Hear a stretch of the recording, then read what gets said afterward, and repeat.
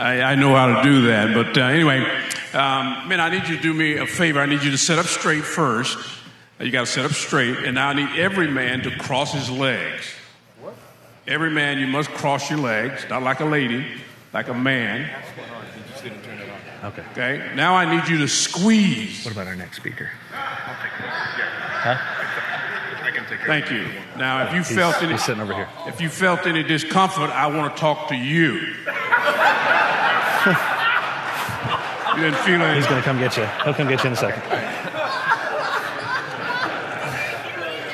No, he said cross your legs, now squeeze. If you felt discomfort, I want to talk I to was you. given the topic, don't go there. In other words,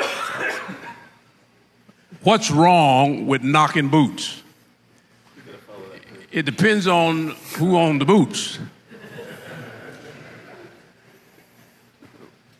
In our world, we live continually confronted with the reality that God's will and God's design is imperfect.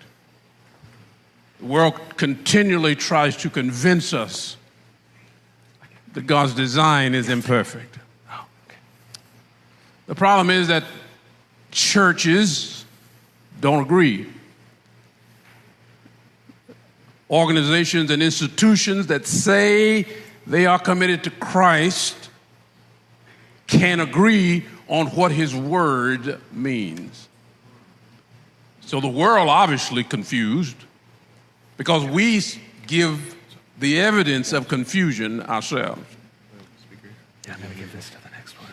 If we're going to have anything like what God intended for all of humanity, it's not just Christians, it's humanity. The church ought to be the light and the symbol that sets the standard. It's not going to be any reconciliation of the world with the claims of Christ or even being just plain moral until the church gets its act together. Adultery comes from our English word adultery, comes from a word adulterate, which originally the word meant to render something poorer in quality by adding another substance. To render something poorer in quality by adding another substance. That is, in fact, what God wants to prevent. Thou shalt not commit adultery. The problem in looking at the scriptures from old to new is to come up with a theology of marriage that explains the diversity you see in the Bible.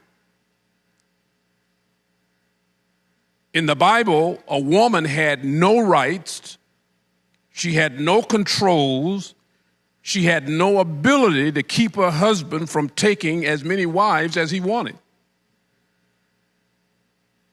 God did not seem to necessarily mandate against it in a way that was irrevocable.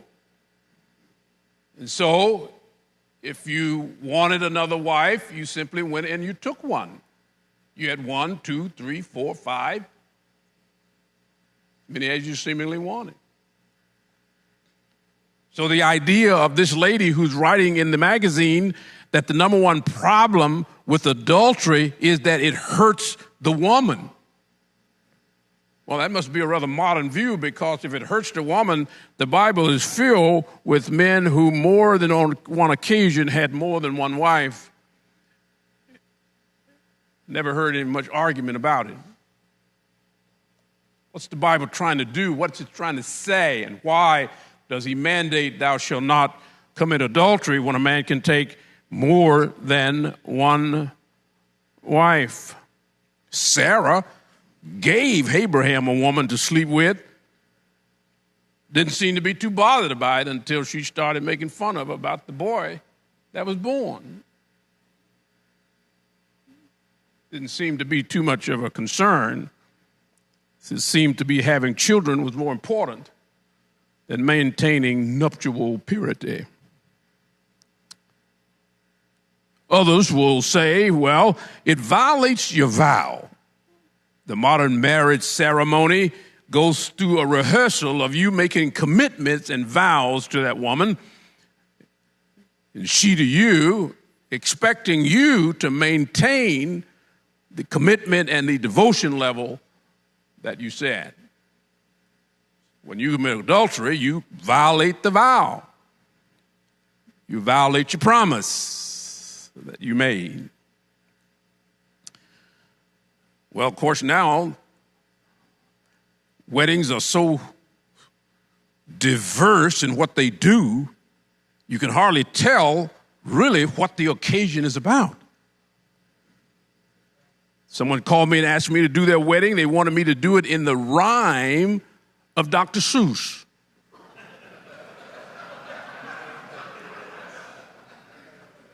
The whole ceremony was written in the rhyme of Dr. Seuss.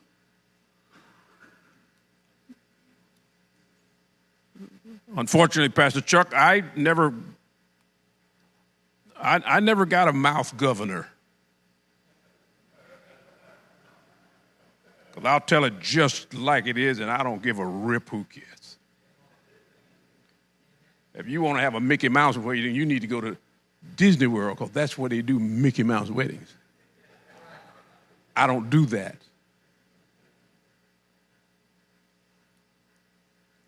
Of course, ultimately, adultery is a violation of God's command. And for us men as Christians, that's where we ought to be. One man and one woman pictures God's relationship to mankind. And he wants desperately for us to maintain that image of what we ought to do and say. By violating the command of God, you set yourself above God and you determine that God's way is not best. The problem inherent to your violating the covenant relationship with your woman is that you are in fact saying that God's way, God's will, and his word do not govern your heart. In a society that seems to be crazy in terms of its followership of the rule, you're going to have to decide whether God's way is better than man's.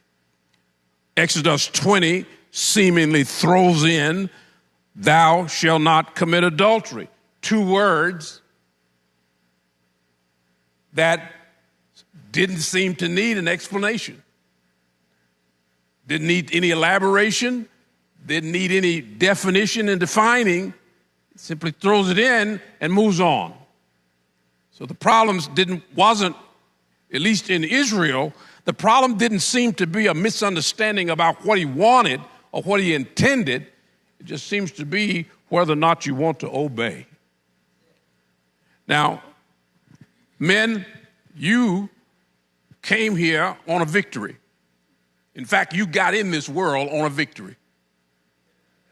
I'm told that there are 200 to 300 million little runners that were released, and a race immediately began. Now, what you don't know is that the runners are both male and female. The men run faster than the women, but they don't live as long. The women run slower, but they live longer. So if you want to have a boy, you got to time it right so that the runner gets there first is a boy, means you're going to have a son. That means that out of the 300 million runners, you won.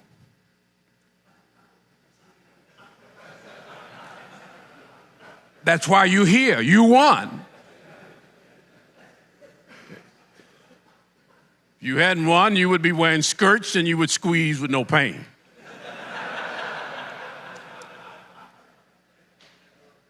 Thus began the journey of your life, determining whether or not that runner would become the dictator of your actions, your thoughts, your ways, and indeed your world.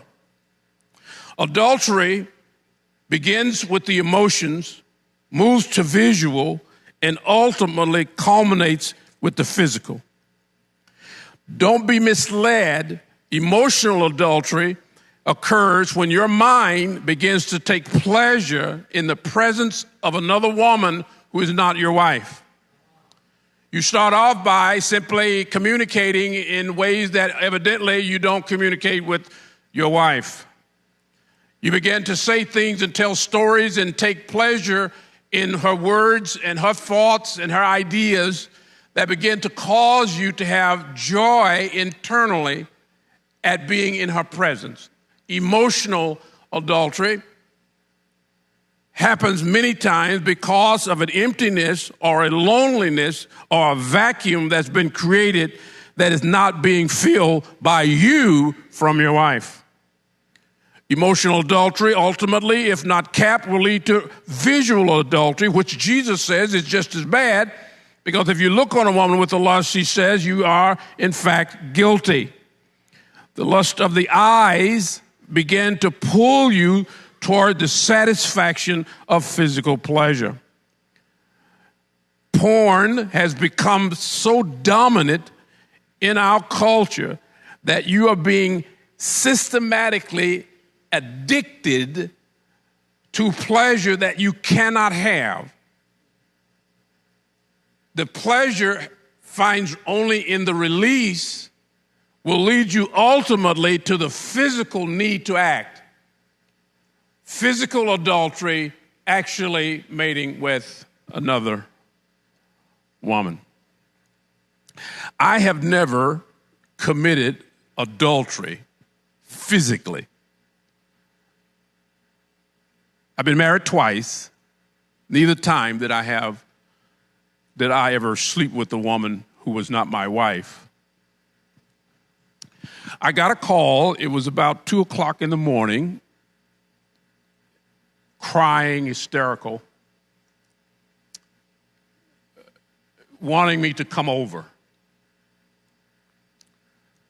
And so I got up and I went.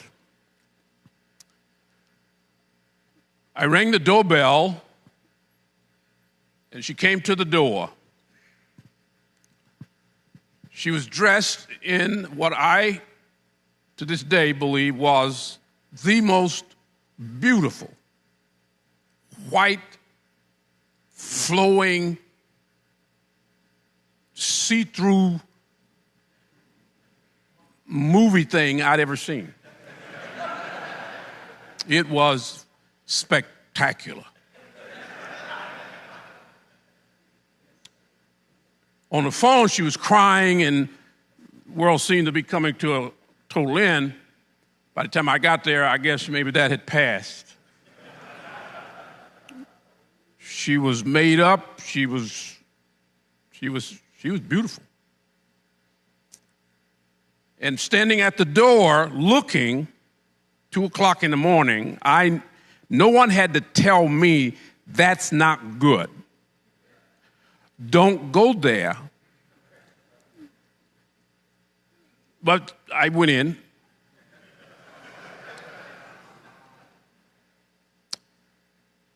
In the master bedroom, she had laid out a silk male robe. It was laying on the bed.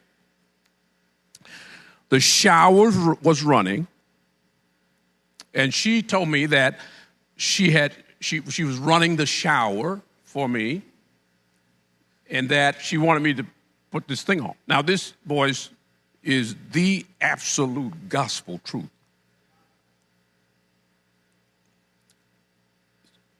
So I did. I took a shower.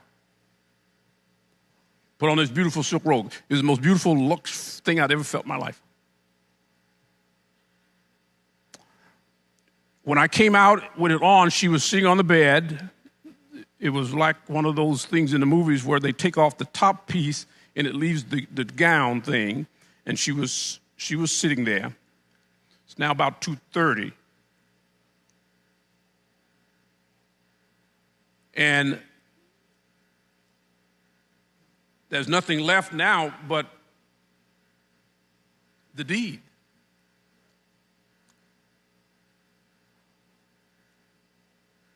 I started preaching. I was 15 years old, preached my first sermon. I was 15. There was about 800 people in the room. Preached my first sermon. 2 people got saved. I was hooked forever. At 15, I started preaching. At 17, I became a pastor of a church. I graduated from high school, went to college, became pastor of a church outside of the college. Graduated from college, went to seminary, from seminary to Moody Bible Institute as a teacher, and the rest is history. In all my days of being in ministry, I have never committed adultery. I have never committed fornication with a woman once I got married. I was standing there in the doorway. She was sitting on the bed,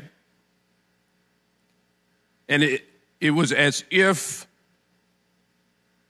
a voice as clear as a bell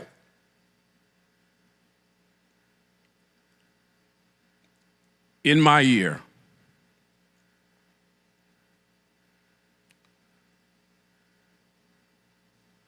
Will you ever be able to tell this story?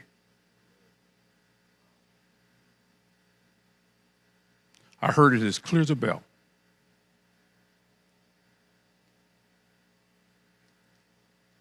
And the way life is, when you can have a whole life in 30 seconds.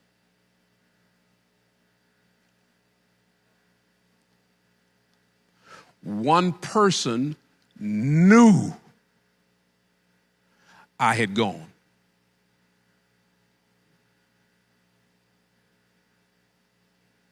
I've always had a partner. I've always had a brother. To this day, I have a brother who knows everything I do. I called, I said, listen, I'm going over to, she called, I'm going over here. He knew I was there.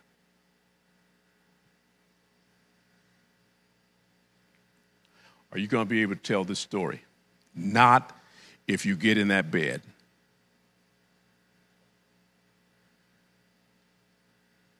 Only way I was going to be able to tell this story is I didn't get in that bed.